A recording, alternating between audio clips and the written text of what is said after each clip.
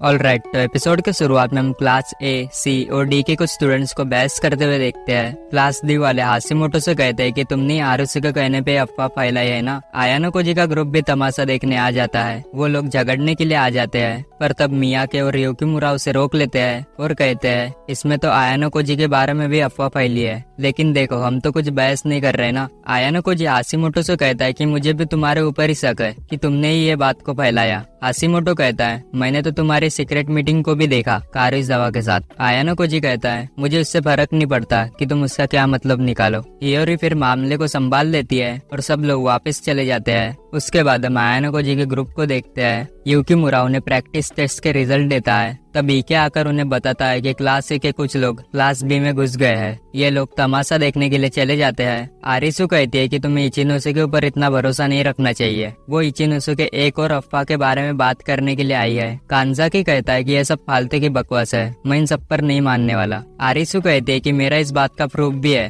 तब इचिनोसे खुद क्लास के सामने आकर सबसे माफी मांगती है और मान लेती है कि वो अफवाह सच है कि उसने क्राइम किया है। वो अपने माँ के बारे में बताती है कि उसने अपने दोनों बेटियों को पालने के लिए अपनी सेहत खराब कर रही थी। इचिनोसे के बहन को एक महंगा हेयर क्लिप गिफ्ट में चाहिए था, जिसकी वजह से उसकी माँ ने और भी ज्यादा काम किया और एक दिन इसी की वजह से उसकी माँ की हालत ज्यादा खराब हो गई और उसे हॉस्पिटल में भर्ती होना पड़ा। इचिनोसे ने फिर खुद वो गिफ्ट देने का ठान लिया। उसने फिर काम ढूंढने का डिसाइड किया, लेकिन किसी ने उसे काम नहीं दिया क्योंकि वो एक मिडिल स्कूलर थी। फिर उसने उस हेयर क्लिप को चोरी किया और अपने बहन को गिफ्ट किया ताकि वो उसके चेहरे पे मुस्कुराहट ला सके। लेकिन जब उसकी माँ हॉस्पिटल से डिस्चार्ज हुई तब उसने इसकी चोरी पकड़ ली थी और वो हेयर क्लिप को उस दुकान में जाकर वापस कर दिया। उसकी माँ वापस घर आकर रो रही थी कि उसकी बेटी ने आखिर ऐसा किया। इचिनोसे को अपने किए पर अफसोस था और वो खुद को 6 महीने तक एक ही रूम में बंद कर दी थी। लेकिन उसकी माँ ने एक लेटर दिया जिस पर लिखा था कि तुम्हें अपने पढ़ाई को कंटिन्यू करना चाहिए। फिर उसने अभी ये स्कूल को चुना है ताकि वो एक नई शुरुआत कर सके। इचिनोसे अपने क्लास से माफी मांगती है कि उसने ये बात सबसे छुपा के रखी थी। क्लास बी वाले कहते हैं हम तुम्हारी बात को समझ सकते हैं। आरिसु कहती है आखिर कुछ भी हो, चोरी तो चोरी ही हुई ना। इचिनोसे कहती है कि हाँ उसे पता है कि जो कुछ भी उसने किया वो गलत है। मैं तो बस अपनी क्लास के साथ ग्रेजुएट होना चाहती हूँ, क्या तुम सब मेरा साथ अभी भी दोगे? उसकी क्लास कहती है कि हाँ हम तुम्हारा साथ देंगे। आरिसु कहती है कि तुम एक क्रिमिनल हो, ये बात नहीं बदलेगी और अब ये बात और भी ज्यादा फैल जाएगी। इचिनोसे कहती है कि मैं इसे फेस करने के लिए रेडी हूँ। तब नागुमो क्लास टीचर के साथ वहाँ आता है और वो कहते हैं कि स्कूल में अफवाह फैलाना रूल्स के खिलाफ है और अब जो कोई भी अफवाह फैलाएगा उसे इसकी पनिशमेंट दी जाएगी। आरिसु कहती है लगता है अंडरग्राउंड होने का समय आ गया है और वो आयानो कोजी को देख के वहाँ से चली जाती है। आरिसु और आयानो कोजी शाम को मिलते हैं। आरिसु पूछती है इचिनोसे ने सबसे पहले तुम्हारे सामने ही अपने क्राइम को एक्सेप्ट किया ना? आयानो कोजी कहता है हाँ। वो बताता है कि कल वो उसके घर गया था और उसने उसे कहा कि मैं डेली यहाँ आ रहा हूँ, तुम्हें मुझे सब सच बता देना चाहिए। मुझे तुम्हारे क्राइम के बारे में पता है और तुम अपने प्रॉब्लम से भाग नहीं सकते। इचिनोसे रो रही होती है और आयानो कोजी से पूछती है कि अब तुम ही मुझे बताओ कि मैं इस प्रॉब्लम से कैसे बाहर आऊँ। आयानो कोजी कहता है ये तो तुम्हें खुद ही सॉल्व करना होगा। वो सोचता है कि मैंने उसके दिल को और दुखाया है। वो आरिसु को बताता है कि उसने उस चीज को ओवरकम किया